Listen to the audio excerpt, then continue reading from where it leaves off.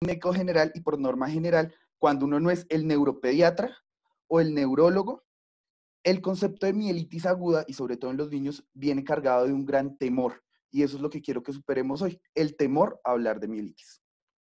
Entonces, ¿de qué vamos a hablar? Quiero que sepamos qué es la mielitis, quiero que tengamos claro cómo se ve y por qué da, para entrar a pensar en qué voy a hacer para diagnosticarla, en qué le voy a hacer a mi paciente y en pensar qué va a pasar con mi paciente después de que yo haga ese diagnóstico y ese primer tratamiento, para que podamos respondernos finalmente a quién voy a llamar mientras corro en círculos cuando tengo un paciente con mielitis. Entonces vamos a hablar primero de qué es. La definición es una definición muy corta, si se quiere. Es una inflamación aguda de la médula espinal. Sin embargo, una definición tan corta nos ayuda a excluir cosas, pero no nos ayuda a hacernos la idea completa.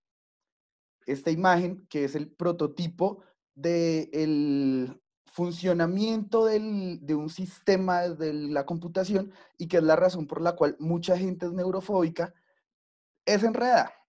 ¿Pero por qué la traigo? Porque básicamente la médula espinal, y como muchas manifestaciones del sistema nervioso central y periférico, va a ser un punto intermedio en un mecanismo en el cual tenemos una entrada de información, una salida de comportamiento y en el centro algo que nos regula el sistema.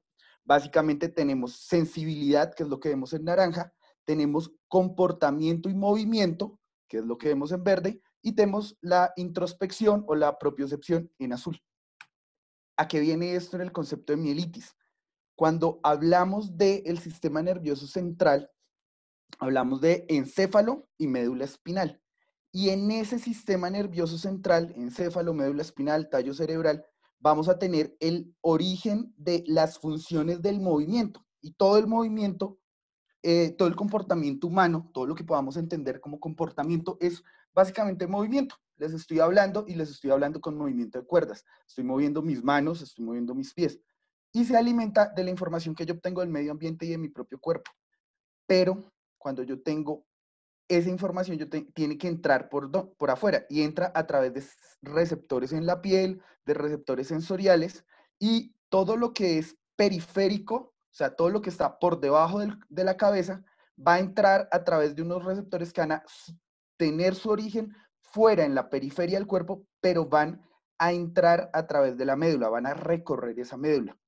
Al mismo tiempo, ese encéfalo y ese encéfalo que me produce el movimiento, que me produce la intención de comportamiento, va a mandar toda su información a través de la médula. Y todo eso va a estar regulado por una capacidad del sistema de recoger información del cuerpo, censarla y procesarla en la médula y luego decirle al cuerpo qué hacer. Lo cual nos resume que la médula es un punto de camino e integración del comportamiento y de la percepción del mundo. Entonces tenemos que aumentarle definiciones aumentarle palabras a nuestra definición. Es una inflamación aguda de la médula y por ende nos afecta a funciones sensitivas, motoras y de la regulación visceral. Y que además nos tiene que comprometer necesariamente un sistema nervioso que puede ser somático o autonómico. O sea, lo que controlamos o lo que es involuntario a nosotros. Además de esto, es una entidad que tenemos que saber qué ocurre y a quién ocurre. Entonces, cuando hablamos de una mielitis, tenemos que ver que en general no es una entidad muy frecuente y en niños es una entidad que diríamos infrecuente, aunque no rara, porque todos hemos visto o hemos oído alguna vez de un caso. Sin embargo, la incidencia general de entidades de mielitis para el mundo se calcula entre 1.3 a 2 casos por millón de habitantes menor a 16 años. Y en el caso colombiano, la presentación con flacidez, con debilidad aguda, que es de notificación obligatoria, se calculó para el 2019 en 146 casos. Más o menos decimos que se puede llegar a presentar y se espera en el año. Lo normal es que haya al menos un caso por 100.000 habitantes en el país. Sin embargo, 166 casos es un poco más alto de eso. ¿Qué tiene de características una mielitis aguda? Es una condición que aparece rápidamente. En el término de 4 a 5 días vamos a ver que el paciente ya está presentando un deterioro, que a los 6 días en promedio de haber iniciado ese deterioro, vamos a tener su mayor deterioro, su mayor crisis, y que la progresión de ese deterioro la podemos ver hasta en las primeras 2 semanas. Ya les voy a hablar a qué me refiero con eso, pero básicamente me refiero a un término de espasticidad y choque medular. Entonces, de nuevo, vamos a hablar de la clínica, de qué se ve y cómo lo veo. Entonces, ya les decía, vamos a tener alteración sensorial y vamos a tener dolor o alteraciones de la capacidad sensorial asociadas a la médula espinal. Vamos a tener alteración del movimiento dado por debilidad, cambios del tono o alteración de los reflejos miotendinosos, y vamos a tener cambios vegetativos. Y entre esos es muy llamativo y suele ser un indicador muy significativo la alteración del control de esfínteres.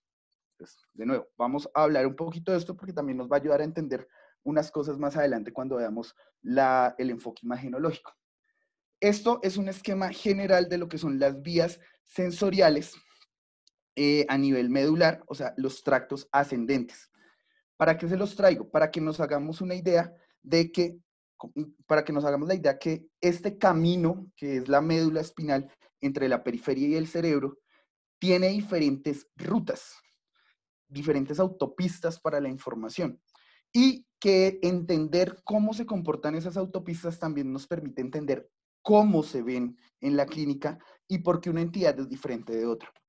Entonces, tenemos un corte transversal en un momento dado, en un punto cualquiera de la médula espinal, y lo que vamos a encontrar es que la médula está organizada en 2 grupos visuales. Tenemos un centro que es de sustancia gris, y ahí lo que vamos a encontrar son somas neuronales, neuronas, cuerpos neuronales, y toda una sustancia blanca que la rodea, que son las vías mielínicas que se tienden a organizar de una forma. Vemos que hay, si vemos en esta imagen, vamos a ver varios colorcitos, pero quiero que nos fijemos en que en la parte de arriba de la imagen hay algo que dice columna dorsal, y en la parte de los lados hay unos colorcitos, y en la parte de abajo hay un color rojito. Ese color rojito corresponde a algo que se llama la vía espinotalámica, y esos colorcitos son las vías espinocerebelosas y espinocervicales, que básicamente es información propioceptiva o información que no es consciente. Y la parte de atrás es la información de la posición. ¿Para qué les muestro esto? Porque básicamente hay información que entra directamente de un lado del cerebro, pero se cruza rápidamente de un lado del cuerpo y se cruza al otro lado de la médula. Y hay información que entra por un lado de la médula y se queda en ese lado de la médula. Eso nos va a decir que hay información que yo siento en un punto, que en un punto dado me entra a la médula del lado derecho, pero va a ascender por el izquierdo, y otra que va a seguir subiendo por el mismo lado derecho un tiempo. Y eso me va a explicar por qué los fenómenos de la lesión medular pueden tener, en el caso de que sean asimétricos, diferencias en la localización y en la sensibilidad. Es decir, yo puedo tener un nivel de sensibilidad a mi propiocepción, a la posición de mis brazos, distinto a la sensibilidad que yo tengo para el dolor o para la temperatura, sin que eso implique que estoy examinando mal a mi paciente o que mi paciente me está manifestando un síntoma errado. Y eso ya me ayuda a pensar en dónde está localizada la lesión y me ayuda a pensar que estoy hablando de mielitis. Pero no es solo eso. También vemos que, listo, eso es alteración del dolor, pero de lo motor. Y de lo motor, esta imagen, de nuevo, me parece muy chévere porque es la típica imagen que uno ve cuando habla de neurología, abre el libro, lo cierra y se va a tomarse un tinto. Pero básicamente lo voy a resumir en 2 cosas. Hay un cerebro, a grandes rasgos, y un músculo. Y en ese punto intermedio están las médulas, o sea, entre el control central y la ejecución de la unidad motora. Y ahí es donde vamos a tener el movimiento, la regulación del movimiento. ¿Y cómo se da? El movimiento se origina a un lado del cerebro y está regulado por muchas cosas dentro del cerebro. Pero lo originamos usualmente en un lado, que es la corteza motora primaria, y hablamos del tracto corticoespinal o vía piramidal. Esa información va bajando, pero en un momento dado, justo en el punto donde la médula oblonga se vuelve médula espinal, o sea, las pirámides, ahí en ese puntico como para generalizar, si entráramos a una clase de anatomía me estarían regañando por lo impreciso, pero más o menos ahí lo que vemos es que se pasa para el otro lado y la mayoría de la información de lo que es el movimiento apendicular, o sea, lo que son manos, dedos, codos, piernas, músculos antigravitatorios, se va para el otro lado. Un poquito de información que tiene que ver mucho con el control de línea media, sigue por el mismo lado, pero en general se pasa de lado. Y entonces ya tenemos que empezar a pensar que de un nivel, o sea, de lo que es el cuello para arriba, del borde del cuello con la cabeza para arriba, las lesiones que me afecten en el movimiento tienden a estar del otro lado del cuerpo. Se me afecta a un lado y yo veo una lesión del otro lado. Pero en lo que es el nivel de la médula, lo que son nervios y músculos, si algo me afecta el movimiento, está del mismo lado de la lesión que yo tengo. Y ahí entra entonces a ver este conceptico de esta nueva foto de nuevo, pero ya solo con la parte del movimiento. Y es que esos nervios llegan a un punto. Y en ese punto no salen directamente al músculo, sino que se intercalan. O sea, tenemos una regulación y tenemos una función baja en la médula, lo que es la unidad motora y el asta anterior. Y es diferente que yo tenga una lesión en el asta anterior, netamente donde se origina el nervio y por ende yo pierdo la capacidad de mover un músculo definitivamente porque daño el nervio, a tener una lesión en la parte un poquito más arriba de esa asta anterior, que lo que va a hacer es que ya no me llega la información necesaria para controlar ese músculo. En la primera lo que voy a tener es que se pierde la fuerza y el tono del músculo y se pierde definitivamente porque el músculo queda sin capacidad motora porque pierde la inervación.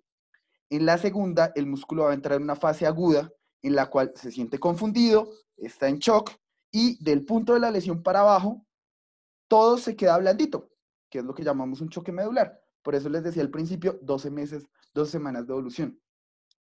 Porque cuando se instaura nuevamente la organización de esos segmentos de la médula que quedaron relativamente intactos, pero ya no están controlados por el encéfalo, ya no tienen un control superior, el músculo empieza a tener una actividad desproporcionada que vamos a llamar espasticidad. Y eso es un genérico del síntoma.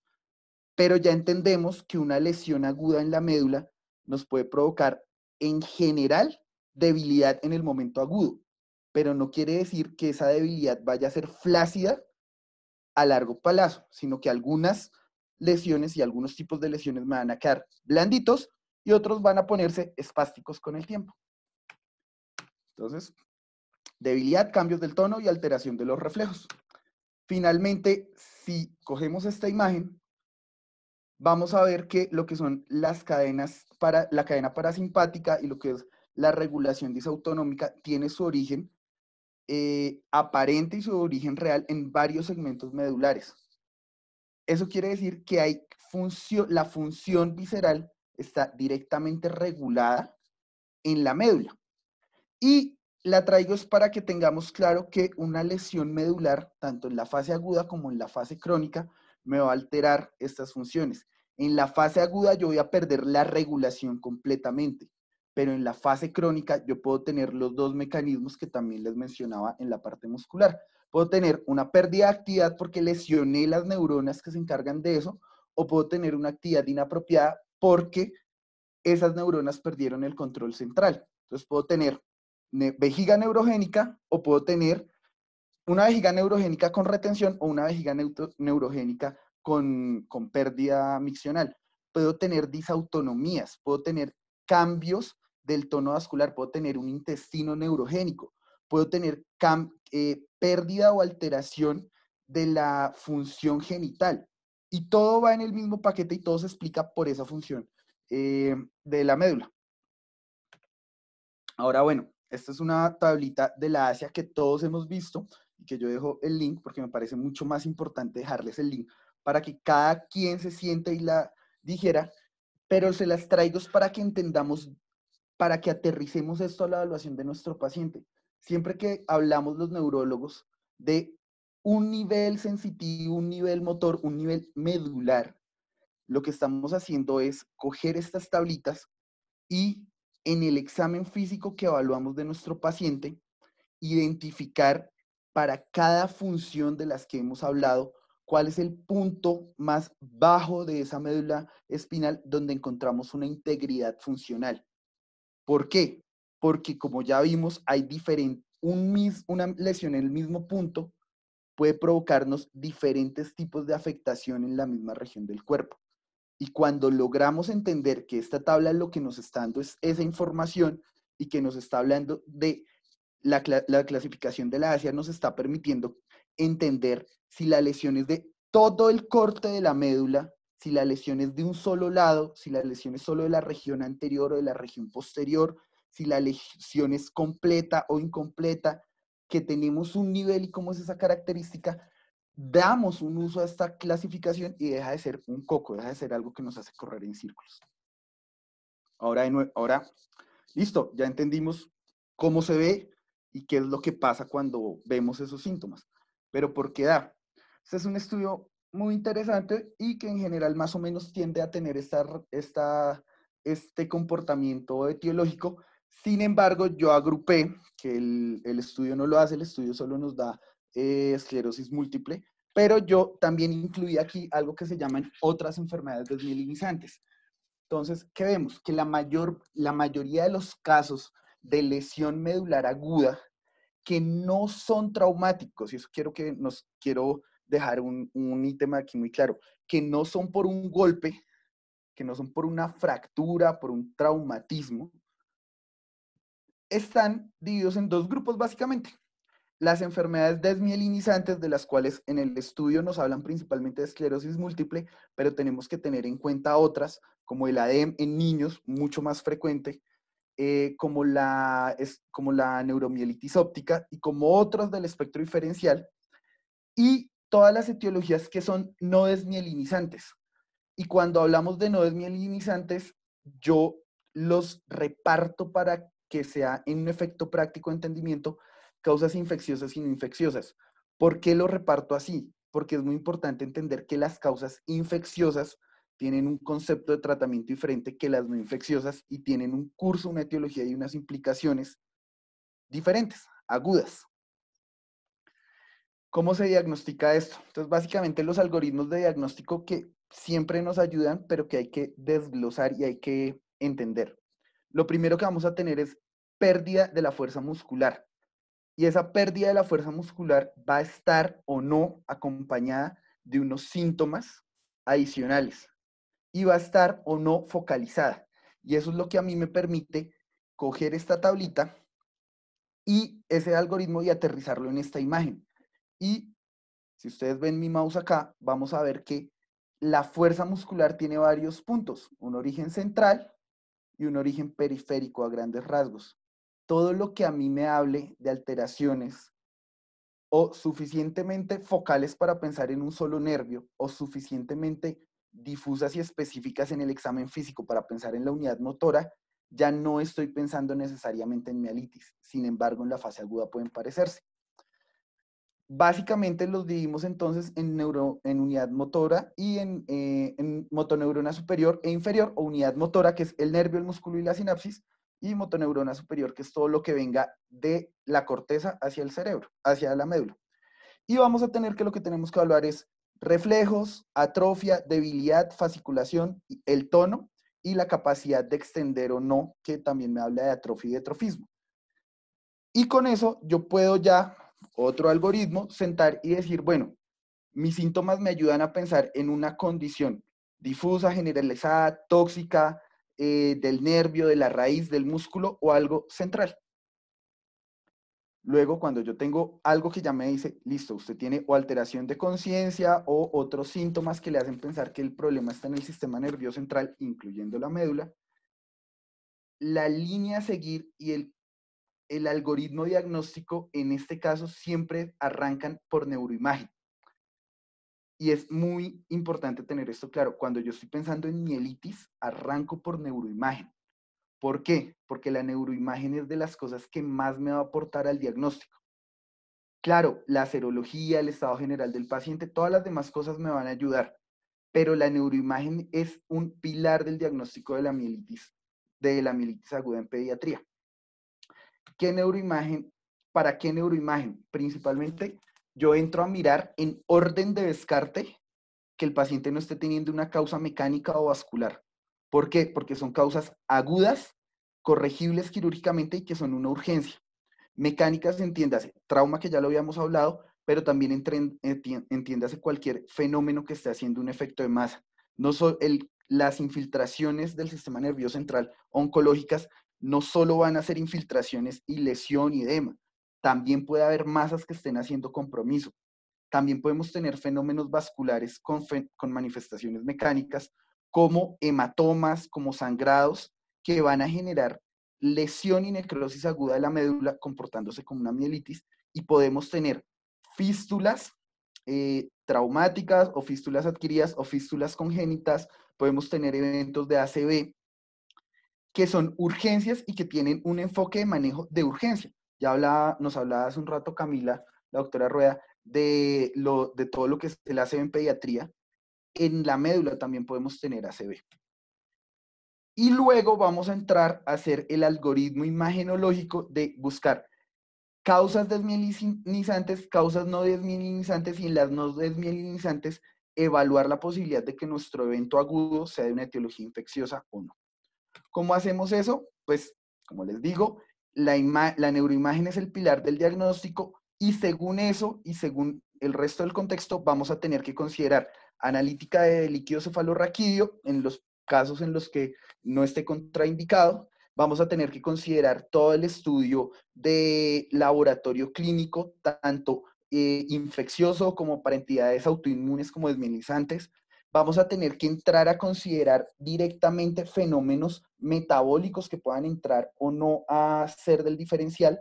Cada vez se piensa más que la enfermedad metabólica va más allá de solo la crisis metabólica en el recién nacido por un error innato o el adulto con 4 etiologías que son diabetes, la cirrosis crónica, descompensación de 2 o 3 cosas más. No, todo el metabolismo todos los errores del metabolismo pueden tener manifestaciones, y hay cosas como las alteraciones de las vitaminas que pueden tener una manifestación como mielopatía.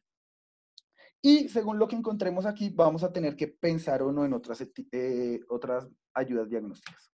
Entonces, ¿qué necesitamos tomar? Necesitamos tener al menos, pues realmente en imágenes de columna, y esto es un tema que da para un congreso, da para una charla de neuroradiología, yo voy a mencionarles superficialmente.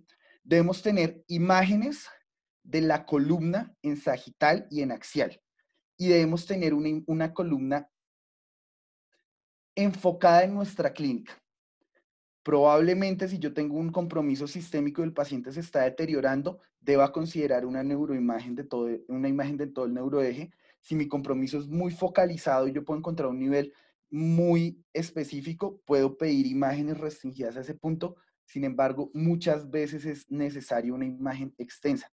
Y debemos tener en cuenta que en columna debemos pues estar habituados a ver estas imágenes, saber reconocer lo que son el T2, el T1, las imágenes de atenuación de grasa y el contraste también nos pueden ayudar mucho en estos casos.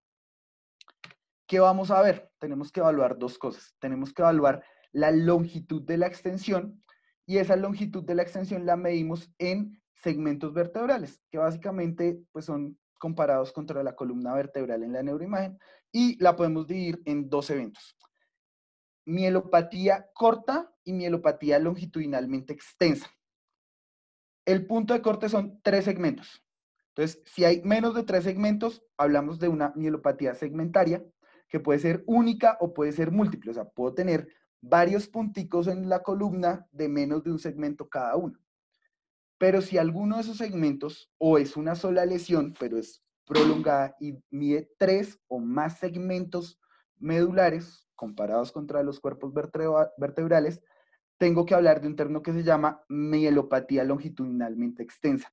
Y eso ya nos está empezando a aportar información para el diagnóstico etiológico.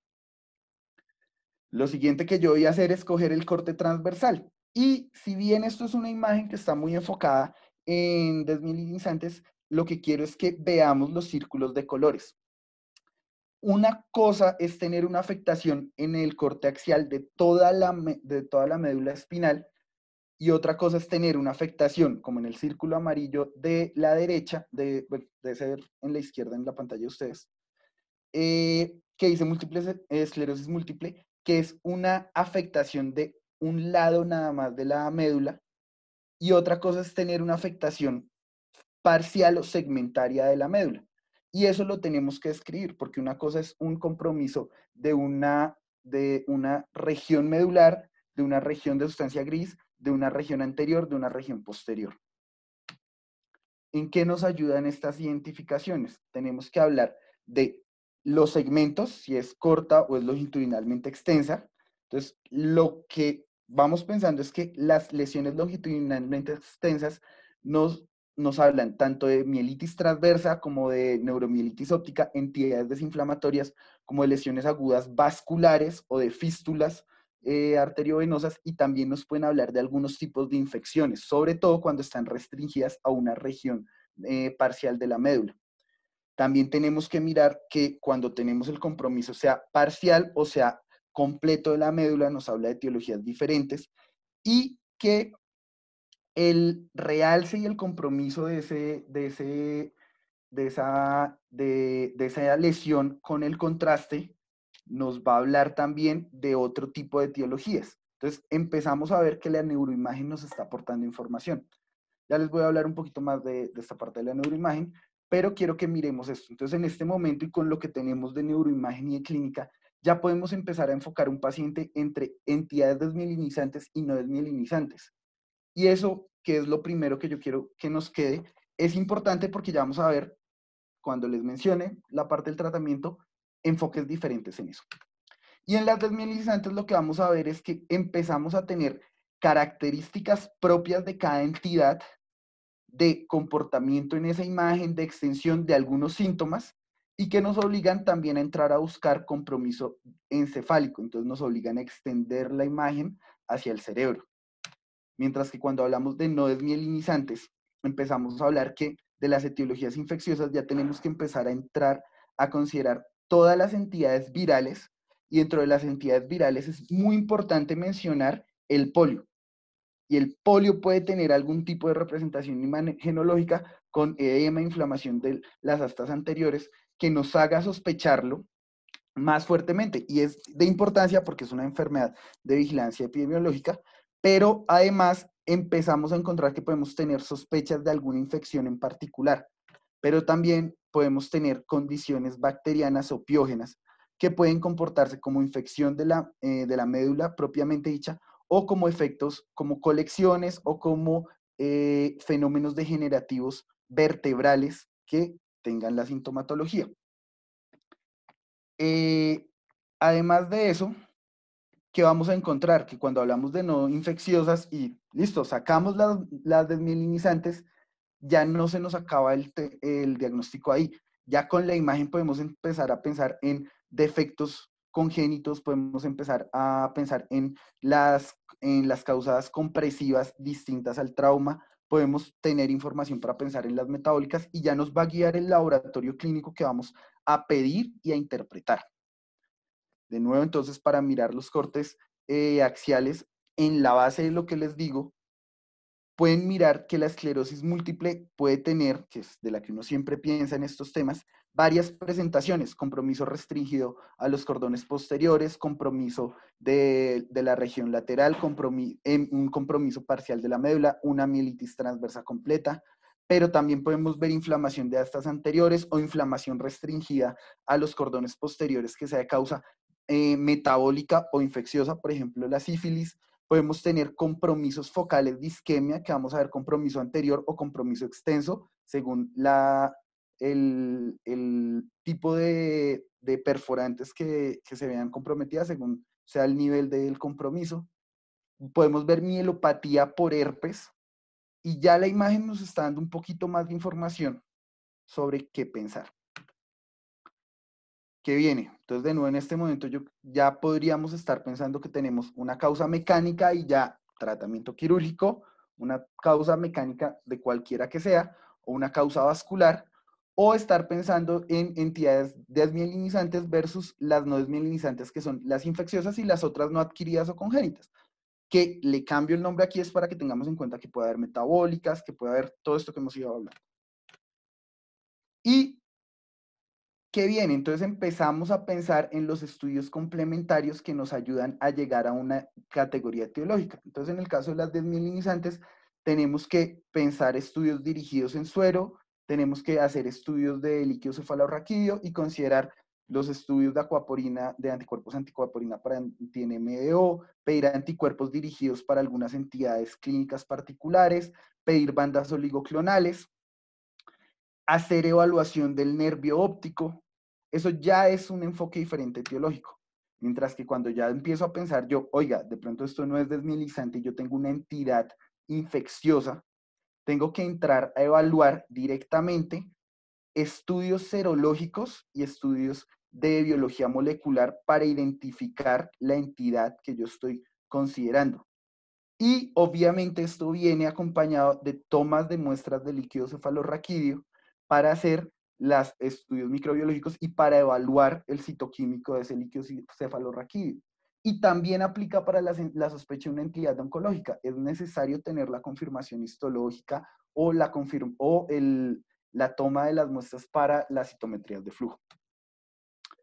Y aquí yo ya debo tener suficientes razones para estar seguro que no es una de los diferenciales que se pueden parecer a una mielitis, que ya hablamos, y que es un tema que quiero ser insistente, tener claro cuándo no es un diferencial. No es tan fácil. A veces uno puede ver casos de Guillain-Barré que debutan con dolor y que, como es progresivo, uno en el primer, segundo día no termina de estar tan claro y puede que pida una neuroimagen para estar seguro, pero no es el único y no es el único diferencial que tenemos que tener en cuenta con estos pacientes. Y pues finalmente, ¿qué le hago? Y esto probablemente es lo que uno usualmente quisiera que le hablen más en una charla de mielitis, pero curiosamente es lo que yo creo que en este momento no es lo que más quiero hacerles énfasis. ¿Por qué? Porque es que la mielitis hace parte de un grupo de síntomas que seguimos siempre van a debutar con debilidad y luego van a evolucionar de otra forma. Y en ese sentido, a mí me gustan este tipo de recomendaciones de 5 cosas que hay que tener en cuenta. Las 5 cosas que hay que tener en cuenta arrancan con, la primera es una condición que puede ser aguda, la segunda, la causa infecciosa más frecuente en niños en Estados Unidos es enterovirus, en Colombia no tenemos información, pero estas dos que siguen, la 3 y la 4, me parecen muy importantes. Hay que hacer estudio de infecciones y de neuroimagen de forma aguda, porque es lo que nos va a permitir llegar a una sospecha diagnóstica y sobre esos estudios es que vamos a guiar nuestra sospecha diagnóstica y nuestro tratamiento. Y la cuarta es un paciente que hay que transferir inmediatamente a una unidad de cuidado intensivo y que hay que hacer un soporte hemodinámico, un soporte ventilatorio y hacer una vigilancia de su estado, de su función autonómica urgente. O sea, este es un paciente que no nos lo quedamos en urgencias, que no nos lo quedamos en un piso general. Es un paciente que tiene que estar en una unidad de cuidado intensivo o al menos en una unidad de cuidado intermedio y que en ese momento, cuando ya lo tenemos vigilado, monitorizado y tenemos una sospecha suficiente para pensar que es una etiología desmielinizante o infecciosa o de las otras, entramos a tomar una conducta terapéutica dirigida a esa etiología. ¿Qué conducta terapéutica? Entonces, bueno, bueno, no creo, lo siento. Bueno, entonces, en esclerosis múltiple y en las otras desmielinizantes, les quedo viendo el diagnóstico. Hay una revisión sistemática de la literatura del 2019 a propósito de la mielitis transversa, que es una manifestación en la cual toda la médula está comprometida en un corte axial, que concluye que efectivamente los corticoides para este grupo de entidades idiopáticas o con sospecha de enfermedad neurodegenerativa siguen siendo el pilar del tratamiento. Pulsos de corticoide de 30 miligramos kilo día de 3 a 5 días. Pero, como ya les decía ahorita, necesitamos tener muy claro hacia dónde estamos apuntando. Si estamos pensando en una causa desmielinizante, autoinmune o idiopática, o estamos pensando en una causa infecciosa. y les digo y reitero mucho, causa infecciosa en este caso porque ya hemos descartado lo traumático mecánico y lo vascular, y porque las causas infecciosas, si ustedes se dan cuenta, se agrupan el tratamiento, que aquí se los traje, en 3 grupos. Las que tienen tratamiento etiológico directo antimicrobiano, sea antiparasitario, sea antifúngico, sea antibiótico o sea ciclovir. Las que no tienen un tratamiento directo, que básicamente son casi todas las virales, porque descontando las herpéticas es más tratamiento de soporte, y es soportarlo, controlar el paciente, tratar de mantenerlo estable y evaluar cuál es la respuesta que el paciente está teniendo, pero que no se muera en la fase de choque medular, y la inmunomodulación. Entonces, principalmente en esta tabla la tenemos mencionada, que es el corticosteroide para la infección por HTLV1. Sin embargo, por ejemplo, en el grupo de neuropediatría hemos tenido casos, no para mielitis, sino para manifestación con encefalitis, de respuesta con plasmaféresis en encefalitis por enterovirus. Entonces, son cosas que hasta ahorita estamos empezando a entender y a hacer más y a manejar de cuál es la influencia de la inmunomodulación y las otras terapias de apoyo sobre el caso puntual de las infecciones virales. Y entonces, ¿qué más le hago? Es muy importante tener en cuenta que a los 12 semanas el paciente va a tener más o menos, o se espera que tenga estabilizado su déficit neurológico, y a partir de ese punto tenemos que ya tener claro cuál va a ser nuestro plan de rehabilitación, y tenemos que empezar a considerar qué vamos a hacer de la rehabilitación de nuestro paciente de forma precoz y prematura. Desde el momento en que empezamos a tratar la manifestación aguda, tenemos que ir pensando en rehabilitación. Y finalmente, entonces, la pregunta que yo les hacía al principio, ¿a quién vamos a llamar mientras corro en círculo? La idea es que no tengamos que pensar a quién vamos a llamar y no estemos perdidos, sino que estemos ubicados en dónde estamos y que reconozcamos que no es a quién voy a llamar cuando corro en círculos, sino qué voy a hacer con mi paciente mientras no corro en círculos. Y pues, eso era lo que les quería hablar hoy.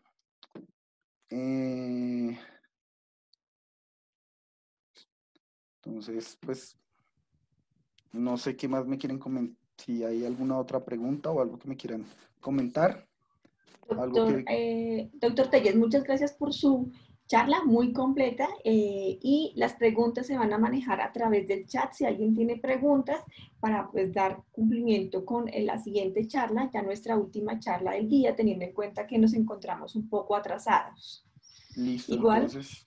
igual agradecemos su participación y toda su disposición a colaborarnos en esta jornada educativa, doctor. No, Muchas siempre es un gracias. gusto estar con Gracias. ustedes. Hasta luego. Bueno, un mensaje es que los certificados se van a entregar, ustedes los pueden solicitar a través de eventos@sconi.com.co, como quedó anotado en el chat, y para que esos certificados sean entregados deben haber cumplido el 70% de la asistencia. Finalmente, vamos a dar entrada a nuestra última charla que se llama Estrategia Terapéutica para la distrofia muscular de Duchenne. Esta charla está a cargo de la doctora Sandra Ospina. Ella es médico pediatra y magíster en genética humana. Actualmente es docente de la maestría de genética de la Universidad Nacional y es la presidenta de la Asociación Colombiana de Genética Humana. Bienvenida, doctora Ospina.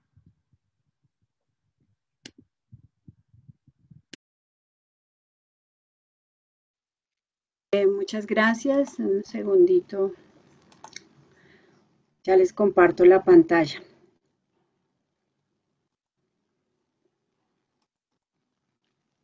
Listo. Todos pueden ver mi pantalla está. Sí, doctora, sí la podemos ver. Bueno, muchas gracias por la invitación. Vamos en este tiempo un poco a hablar de estrategias en el tratamiento de la distrofia muscular de Duchenne.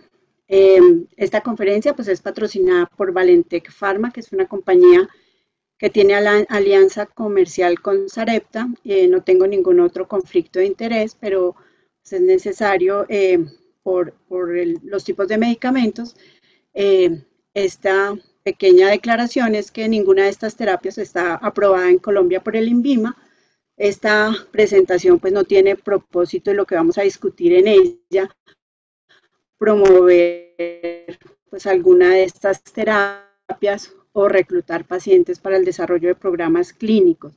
Los datos que vamos a presentar y a discutir pues, no sugieren algún beneficio clínico de este tipo de terapias, ni de los datos de seguridad, y pues nada de esta presentación puede ser divulgado externamente sin consentimiento previo de lo que vamos a tratar, y esta presentación pues es confidencial para este evento. Entonces ya continuando con esto, pues vamos a proseguir con esto es lo que vamos a ver rápidamente, algo de el diagnóstico, la enfermedad, su pronóstico, la etiología, diagnóstico y estas terapias que tienden o que son dirigidas a restaurar la distrofina y el potencial terapéutico, así como la evidencia y el alcance de las mismas. Entonces, las distrofias musculares pues son un grupo grande de enfermedades genéticas hereditarias que son progresivas y que son secundarias al deterioro de la fibra muscular. Se han descrito más de 30 diferentes tipos y pues se han también relacionado con más de 40 genes.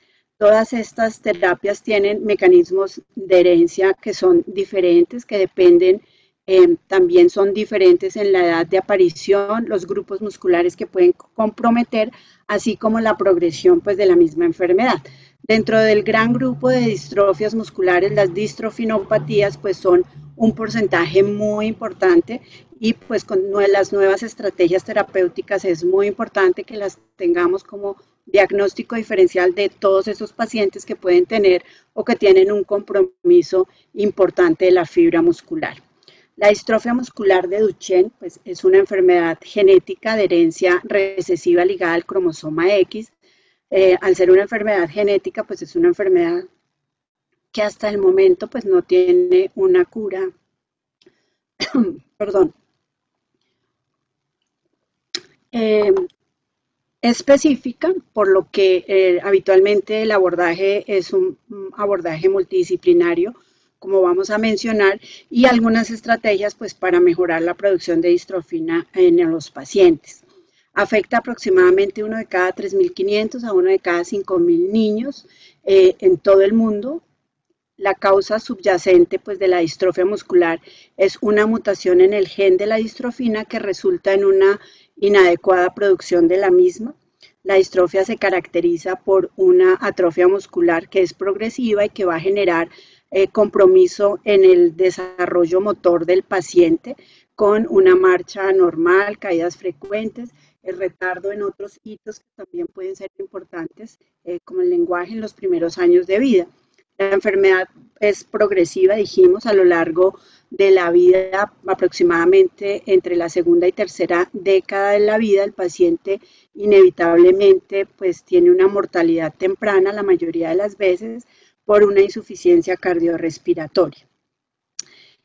Por su herencia recesiva ligada al cromosoma X, pues los principalmente afectados son los varones, con una prevalencia para la forma severa que estamos hablando de Duchenne de 63 casos por millón y Becker 24 casos por millón.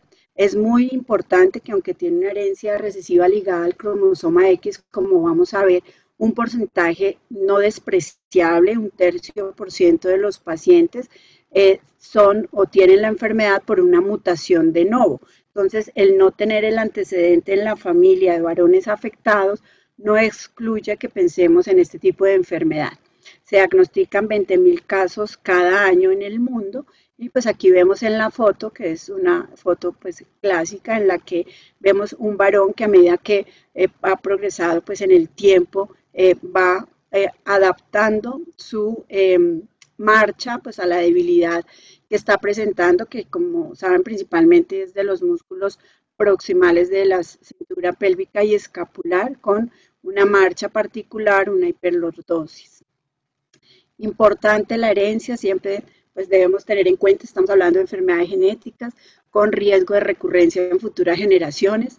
En este caso, el gen de la distrofina se encuentra en el cromosoma X, lo que tiene particularidad que las mujeres o una madre portadora tiene unas probabilidades diferentes de heredar la enfermedad dependiendo del sexo del hijo, de segregarla.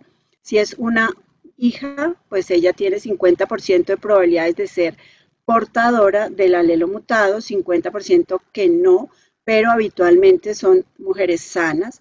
Sus hijos varones igualmente va a tener un 50% de probabilidad de tener un hijo varón afectado, 50% de un hijo varón sano. Aunque es una enfermedad ligada al cromosoma, recesiva ligada al cromosoma X, la mayoría de las mujeres no tienen síntomas, sin embargo, y no presentan debilidad muscular. Hay evidencia de que las mujeres pueden presentar algún compromiso cardíaco con arritmias y pues también deben ser evaluadas las mujeres. Puede haber mujeres afectadas, 2.5 a 20%, y esto pues puede ser secundario a una inactivación del gen que no tiene la mutación y que solo quede funcional el gen mutado, y por esto pues va a presentar los síntomas de la enfermedad, o pues puede tener manifestaciones en otros órganos como el corazón, porque esta inactivación pues es al azar y es también diferente en cada tejido. En cuanto a la progresión de la enfermedad, la clínica, pues vamos a ver hay diferentes etapas que se han definido ya en la distrofia muscular. Una etapa ambulatoria temprana, donde el paciente va a tener ganancia de hitos del desarrollo, aunque puede tener algún retardo en el desarrollo, especialmente en la marcha, tiene retraso en la adquisición de la marcha, con unos cambios físicos en los que hay una pseudohipertrofia de los gemelos, marcha en punta de pies, dificultad para levantarse del suelo y dificultad para subir escaleras. Es la etapa ambulatoria temprana. Ambulatoria tardía, el paciente va perdiendo esa capacidad ambulatoria y va disminuyendo la distancia que puede recorrer en metros y puede eventualmente llegar o usar silla de ruedas por tiempos parciales. Esto está entre 8 y 11 años.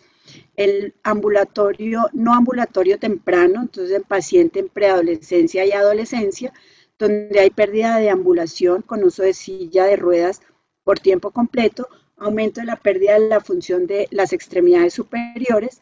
En esta misma etapa va progresando a una insuficiencia respiratoria con necesidad de soporte ventilatorio, incapacidad de realizar las actividades de vida diaria y una degeneración importante de grasa, pues de los músculos con grasa o reemplazo por grasa en los miembros inferiores. Habitualmente, dijimos, la sobrevida en la mayoría de los pacientes, aunque esto ha cambiado a través de los años y con los tratamientos, no superaba los 20 años. Hasta el paciente va a tener un compromiso cardíaco en la adolescencia con aumento de disfunción cardíaca, insuficiencia cardíaca, y pues su esperanza de vida se va a ir viendo reducida. En cuanto a la etiología y los tipos de mutación, que esto es muy importante porque también en este momento con estas terapias que promueven o que tienden a que haya una producción de distrofina, pues es necesario conocer la etiología de la distrofia muscular de Duchenne. Entonces, la mayoría de las mutaciones se dan por deleciones, casi el 70%. 2/3 partes de todas las mutaciones son de lesiones, y tener en cuenta que una tercera parte de todos los pacientes puede presentarse por una mutación de novo, entonces no necesariamente hay antecedentes en la familia. Estas mutaciones o de lesiones principalmente, ¿por qué se dan? El gen es uno de los genes más grandes, tiene 2.5 millones de bases, se han reportado más de 35.000 mutaciones, pero tiene dos sitios del gen que son en una región proximal del exón 2 al 20 y una intermedia 45 a 55, el gen tiene 79 exones, que son más proclives de lesiones, que denominamos puntos calientes o hot spots. Entonces, por eso es que la mayoría son de lesiones, hay un 11% que son duplicaciones y un 20% que son pequeñas mutaciones, 1% pues otro tipo de mutaciones. ¿Qué hace la distrofina en el cuerpo y por qué causa, digamos, un compromiso tan importante a nivel neuromuscular? Entonces, pues la distrofina es un componente estructural muy importante y que permite hacer como una integración, está tanto en el músculo esquelético como en el músculo liso. Ella une a la actina con la membrana sarcolémica del sarcolema para que haya la contracción muscular. Entonces conecta pues el aparato contráctil con el sarcolema. Se cree que la distrofina y sus glicoproteínas asociadas tienen una función de estabilizar la fibra muscular para evitar un daño durante la tensión y la contracción muscular. Sin embargo, cuando no está la distrofina, pues no se puede dar la contracción muscular y hay una lesión de lo que son todas las proteínas, el aparato contráctil del sarcolema, con una necrosis y degeneración. Sin embargo, la fisiopatología aún no se comprende completamente. Se han implicado otros mecanismos como activación alternantes de vías de señalización, una adaptación vascular, respuesta inflamatoria, mecanismos de reparación.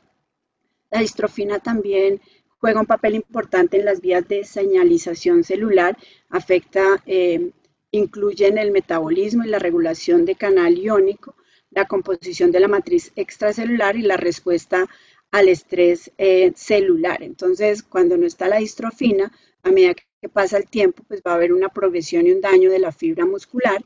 Entonces, esto se va viendo pues con las biopsias en los pacientes, que este daño está relacionado con la pérdida de función. Entonces, un recién nacido, pues que va a tener todas sus fibras musculares sin daño, no va a tener una manifestación clínica invisible del daño de la distrofia muscular, sino que el paciente tal vez solamente vamos a ver que tiene una CPK elevada. A medida que pasa el tiempo y que hay una daño o un patrón distrófico, y entonces el patrón distrófico es ese aumento en la variabilidad del tamaño, vemos acá, de las fibras musculares, donde también hay una internalización de los núcleos y fibras que están partidas o fibras que se van reemplazando porque hay una regeneración endomicial y perimicial del tejido y reemplazo posteriormente por grasa de la fibra muscular. Entonces, a medida que progresa el compromiso, pues vamos a ver también en el paciente esas dificultades motoras para poder realizar las actividades. En cuanto al diagnóstico, pues una de las cosas más importantes, como todo en medicina, es tener una sospecha clínica alta de la enfermedad. Debemos sospecharla en niños, pues obviamente varones principalmente, que tienen un retardo en su desarrollo, independientemente de la historia que haya en la familia. Obviamente muy importante si hay historia de otros varones afectados. La debilidad es una debilidad proximal que habitualmente se ve entre los 2 y los 5 años de edad. Retardo en los hitos del desarrollo, puede ser las primeras manifestaciones, la hipertrofia de las pantorrillas, el aumento de la CPK y también muy importante, se ve tempranamente aumento de las transaminasas. Se puede hacer un tamizaje con CPK y posteriormente cuando pues, el paciente tiene habitualmente valores extremadamente elevados de CPK, que nos permiten con la clínica considerar que es una distrofia muscular de Duchenne para realizar un estudio molecular. Como vimos, el 70% de las causas son de lesiones, por lo que la aproximación inicial sería un estudio de MLPA para descartar de lesiones de los exones. Si es negativa, pues sí nos iríamos a secuenciación, un porcentaje de más o menos casi 38-40% son por mutaciones puntuales, entonces 30% tendríamos que evaluarlo. Si sigue la sospecha muy alta, pues una biopsia nos podría por inmunohistoquímica demostrar que hay ausencia de distrofina.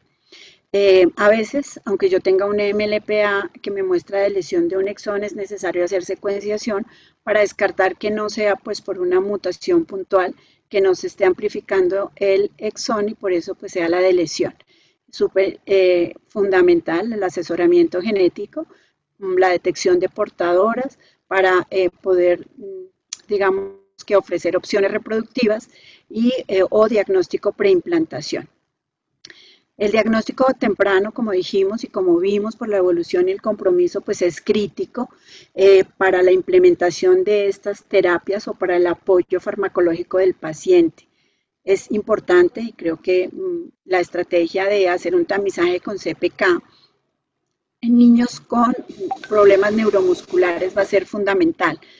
Las pruebas genéticas pues también las tenemos disponibles, están dentro de nuestro plan de beneficios en salud y con esto pues podemos confirmar el diagnóstico, pero son también fundamentales porque nos van a permitir ver si este paciente es candidato a alguna de las estrategias que están dirigidas a la producción de distrofina funcional que pues puede cambiar la evolución natural de la enfermedad.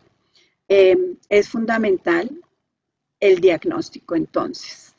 Según los datos del CDC del 2019, en general los niños presentan los síntomas entre los más o menos 2 años y medio, antes 18 meses, inclusive puede uno ver que tiene retardo en el desarrollo, puede ser uno de los primeros signos o síntomas notados por los padres, sin embargo, están consultando más o menos 3 años y medio, allí se inician los estudios y un diagnóstico a los 5 años. Esto es más o menos como los reportes de CDC. Sin embargo, en nuestro país, desafortunadamente, pues tenemos 2 registros, uno que hizo la Universidad del Rosario y otro la Universidad Javeriana, en la que vemos que el diagnóstico promedio está en 11 años. Y esto es crítico para el tratamiento. Nos estamos demorando 9 años y medio en el diagnóstico, comparados más o menos con 5 años o 5 a 7 años a nivel mundial. Entonces va a ser muy importante poder hacer un diagnóstico más temprano. ¿Qué terapias tenemos para restauración de la distrofina? Entonces hay varias terapias. Una de esas es la lectura a través de los codones de parada. Algunas de las, bueno, antes de esto obviamente yo estoy dirigiendo la charla un poco a las terapias que van a reparar o restaurar un poco la distrofina, pero sabemos que el tratamiento de la distrofia muscular de Duchenne es un tratamiento multidisciplinario que incluye rehabilitación, uso de corticoides, soporte ventilatorio, soporte nutricional, intervenciones quirúrgicas y dispositivos ortopédicos, entre otros, pero pues aquí nos estamos enfocando a lo que sería un tratamiento específico. Esta lectura a través de los codones de paradas es para mutaciones muy específicas, nonsense, en las que el medicamento, el atalureno, restablece la producción de la proteína al permitir que el ribosoma de alguna forma ignore como la mutación que produce el codón de parada y se produzca una distrofina que puede ser más corta pero que es funcional. Otra estrategia son los oligonucleótidos antisentidos y estos son dirigidos no para mutaciones puntuales nonsense, sino para las deleciones que vimos que son el 70% de las causas de las mutaciones en el gen de la distrofina.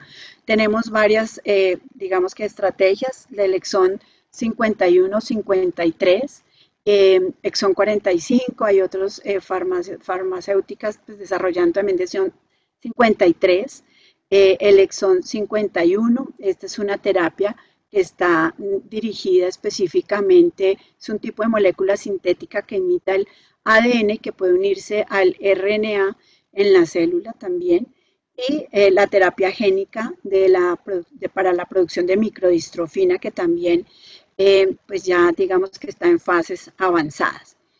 ¿Qué hace la terapia del exon skipping o salto del exón? Entonces tenemos el DNA que tiene pues su secuencia que normalmente se traduce a un RNA mensajero que me va a producir una proteína. Cuando yo tengo una deleción de uno de los exones en el DNA, pues va a haber un RNA truncado o que me va a llevar a una proteína que no es funcional. Y esto pues hace que haya una incapacidad de producir esa proteína. La distrofia es causada pues tiene una gran cantidad de pacientes tienen unas deleciones, dije en uno de los puntos calientes que serán los exones 45 a 55 y que son susceptibles de este tipo de tratamientos. Entonces aquí tenemos el DNA que se tiene que traducir a un RNA, un pre-RNA mensajero, en la que en el DNA pues tenemos exones que están en colores y los intrones que están en blanco. Entonces, en el pre-RNA mensajero pues se eliminan los intrones para que queden los exones y se pueda producir el mensajero y la proteína posteriormente. Cuando yo hablo de un splicing alternativo, es que en la misma secuencia me puede producir diferentes proteínas dependiendo de cómo se haga el splicing para que se eliminen los exones. ¿Qué pasa cuando hay una deleción de un exón? Entonces tenemos que en el DNA está la mutación por la deleción del exón, que lleva a que el pre-RNA mensajero pues quede con ese exón mutado, pero que cuando se va a hacer la traducción de la proteína, ese DNA mutado interrumpe pues que haya la lectura o que se produzca una proteína funcional. Entonces, ¿qué hace la terapia de exon skipping? Entonces, lo que hace es que en el pre-RNA mensajero, el oligonucleótido antisentido, lo que hace es que, digamos que evita o quita o silencia ese exón mutado para que cuando se haga el splicing y se forme el RNA mensajero, aunque sea más corto, me produzca una proteína que tiene algo de funcionalidad. ¿Cuáles serían los de lesiones de exones candidatos? Pues como ven, hay una gran cantidad de esos exones candidatos, exón 51, 45, 53, 44, 52, 50 y 55. Y pues hay una herramienta que ustedes pueden utilizar en internet, aquí está la dirección, en la que yo aquí coloco cuál es el exón que tiene deletado mi paciente, para ver si es susceptible o no a un tratamiento de este tipo. Entonces, acá vemos un esquema de los 79 exones del gen de la distrofina y ustedes ven que, digamos que el empalme entre uno y otro es completamente diferente. Entonces, el exón 1 y el exón 3, si no estuviera el 2, pues no podrían empalmar porque no tienen bordes o no son compatibles. Por eso, si hay una mutación acá en el exón 2, pues aquí no se produciría nada porque solamente estaría el exón 1. Entonces nos vamos a ir al exón 51.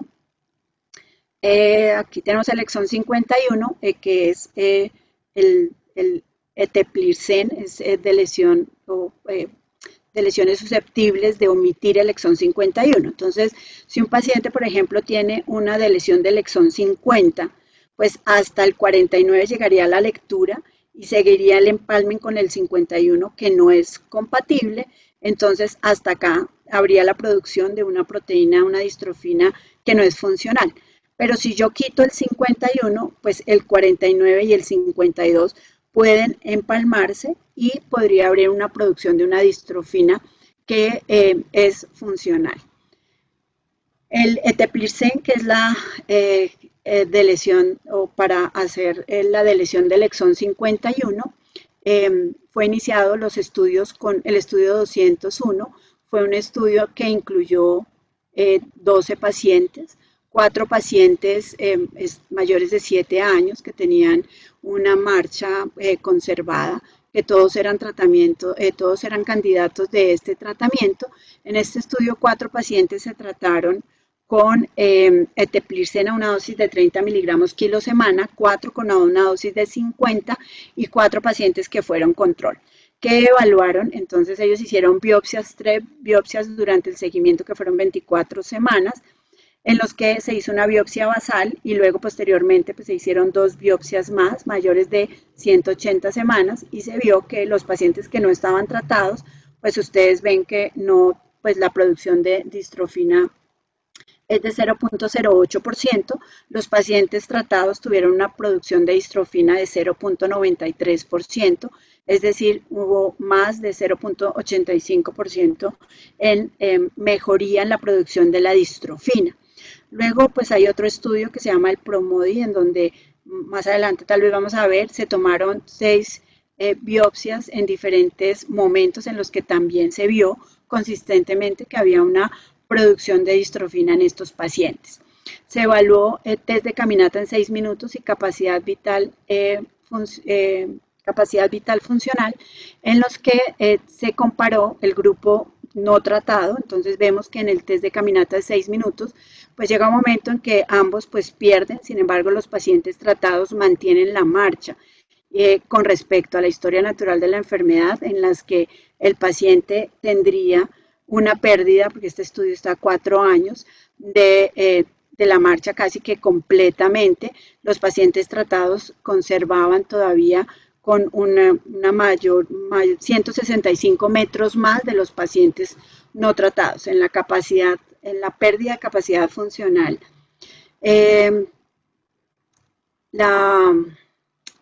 El volumen, perdón, esto es la capacidad vital funcional, la capacidad vital forzada, perdón. ¿Qué tanto perdía el paciente en capacidad vital forzada? Pues los pacientes no tratados tenían un porcentaje de menos 6%, los tratados pues menos 2.19%. Entonces, con diferentes estudios, 201 fue como inició. Posteriormente todos los pacientes, los no tratados y los tratados, siguieron en el 202, que posteriormente se amplió al Synergy, que es un estudio que tiene muchísimos más pacientes. En este estudio hay más o menos 78 pacientes tratados con un control inicial de 30, pero posteriormente solamente los controles fueron 15, porque no todos los pacientes pues eran candidatos del tratamiento o no eran comparables. El estudio PROMODI, que es este estudio, pues también que tuvo 6 diferentes tomas de muestra de biopsias para ver el porcentaje de producción de distrofina, pues también confirmó que los pacientes tratados pues tenían una producción constante y mayor a medida que pasaba el tiempo de la distrofina, más o menos 0.566 de línea de base, con una P pues, significativa. En el test de caminata de 6 minutos, los pacientes del estudio PROMODI, que está arriba comparado con el 201-202, pues también mantenían, al final, pues mantenían todos la distancia en la marcha, y lo mismo la capacidad vital funcional en los pacientes que estuvieron tratados, pues se mantenía con respecto a la historia natural en que los pacientes pues perdían capacidad vital. El estudio 405 pues fue un estudio de revisión retrospectiva a largo plazo de los pacientes que completaron el 201 y el 202, que es un seguimiento pues a 4 años, estos pacientes, en los que también se incluyeron, no se excluyó ninguno, se incluyeron los 12 pacientes que iniciaron en el estudio, y este tiene un seguimiento de 6 años en los que se mantuvieron todos estos resultados.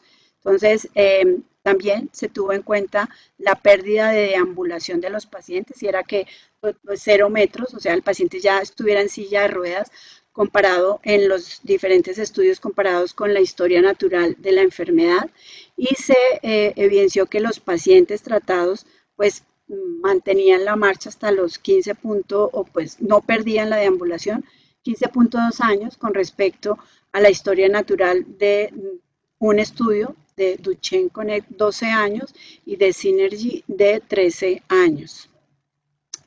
En cuanto a los pacientes tratados con eteplirsen comparado con los controles, la proporción de mantener la marcha, entonces vemos que los pacientes tratados con eteplirsen pues mantienen la marcha más o menos pues casi 5 años más que los pacientes de control. En cuanto a la función pulmonar, pues también vimos que los pacientes mantienen la función pulmonar, o la función pulmonar no se deteriora tan rápido como en los pacientes control, y esto pues va a estar directamente relacionado con la necesidad de un soporte ventilatorio y la sobrevida en los pacientes. Entonces, pacientes tratados con eteplirsen en edades entre 10 y 18 años experimentaron una disminución significativa en la pérdida de función pulmonar, una menor disminución con respecto a lo que sería el control histórico. En resumen, de seguridad de eteplirsen, 171 pacientes han sido expuestos en los diferentes estudios clínicos, 142 han sido tratados con la dosis de 30 miligramos por kilo IV, porque inicialmente recuerden que había un brazo que era de 50, tuvo la tolerabilidad del medicamento fue favorable. Hubo algunos eventos serios relacionados con el tratamiento, otros se clasificaron como emergentes por el tratamiento y otros adversos que obligaron a descontinuar la terapia solamente 0,7%. La mayoría de los eventos no eran serios o de severidad moderada y no relacionados con el tratamiento según el análisis del investigador. Estas reacciones fueron urticaria, rash, eritema, cefalea, vómito, náuseas, algo de disconfort y dolor abdominal y fiebre. Los eventos serios que ocurrieron durante la primera infusión no estuvieron relacionados o probablemente no estuvieron relacionados más con reacciones de hipersensibilidad tipo 1, que pues es lo que uno no quisiera tener pues en estos pacientes. Este estudio, SRP 4053, hace referencias a otro oligonucleótido antisentido que es el salto del exón 53. Aquí se incluyeron varones de 6 a 15 años que tenían una dosis estable de corticoides por lo menos 24 semanas antes de iniciar el tratamiento y que mantenían una marcha de más de 250 metros. Como ven acá, hubo inicialmente una parte inicial de tamizaje donde se hizo un estudio aleatorizado para ver los pacientes que eran tratados con Golodirsen, se llama la molécula, y los que no. Se tomó biopsia al inicio, luego posteriormente se tomaron biopsias cuando todos los pacientes entraron a tratamiento y posteriormente en todos los pacientes que entraron a tratamiento se realizaron también biopsias. Y pues en los grupos control o historia natural de la enfermedad no se realizó biopsias. En la primera parte del estudio, que fueron 2 semanas, fue doble ciego y luego pues tenemos 144 semanas antes de la siguiente biopsia y luego 168 en los pacientes que fueron tratados.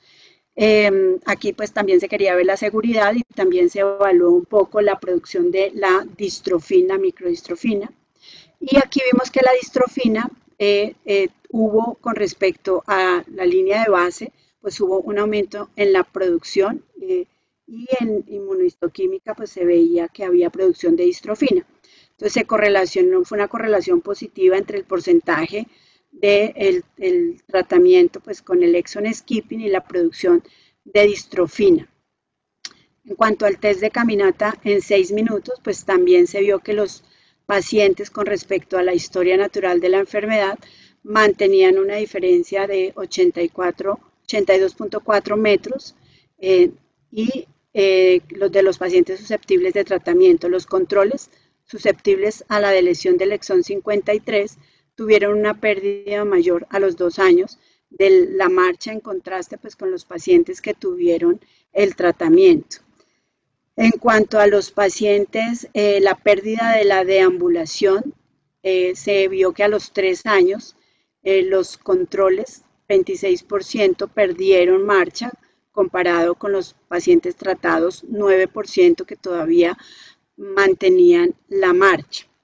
En cuanto a la capacidad vital, los pacientes también el porcentaje de pérdida fue de 8.38 a los 3 años en los pacientes tratados con Golodirsen, que fue pues una pérdida mucho menor de lo que es la historia natural.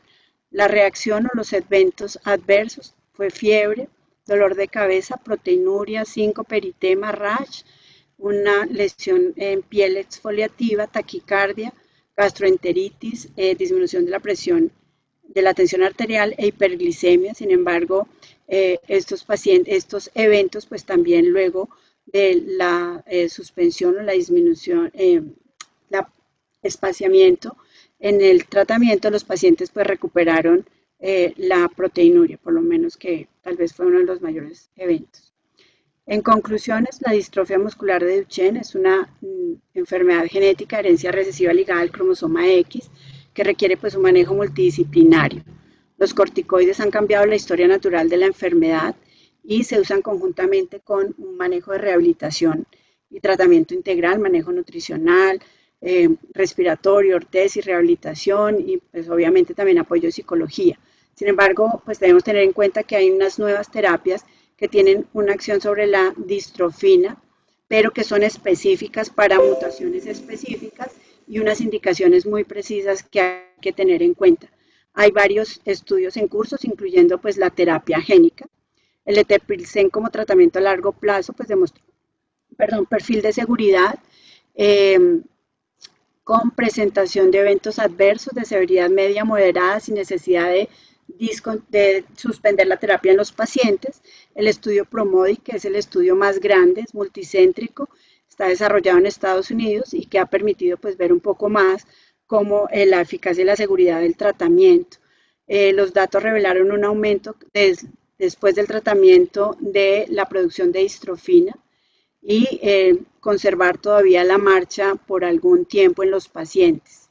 Y los datos comparados de 201 y PROMODI, que es el más grande, y el inicial 12 pacientes, evidencia que hay una modificación en la historia natural de la enfermedad y que se mantiene pues la producción de distrofina y la progresión, detiene la progresión de la enfermedad en los pacientes tratados. Y para terminar, golodirsen, pues que es la de lesión susceptible de lesión del exón 53. También los pacientes pues demostraron que se producía la distrofina, hubo algunos eventos adversos, pero que no requirió la suspensión del tratamiento. Y los pacientes con este tratamiento pues también hubo una producción de distrofina, también mantuvieron, digamos que la marcha por algún tiempo o mucho mejor que la historia natural de la enfermedad, así como la capacidad pulmonar. Y eso pues era todo lo que quería presentarles. Doctora Espina, muchas gracias por esta actualización que nos hace en este momento. Agradecemos a todos los participantes y a todos los panelistas que participaron en las dos jornadas, la de hace 8 días y la de hoy, y esperamos que haya sido del agrado y que hayamos hecho o contribuido con el fortalecimiento del conocimiento en estas áreas. Quedamos atentos a sus solicitudes de los certificados a través del correo y agradecemos la asistencia a todos. Buena tarde.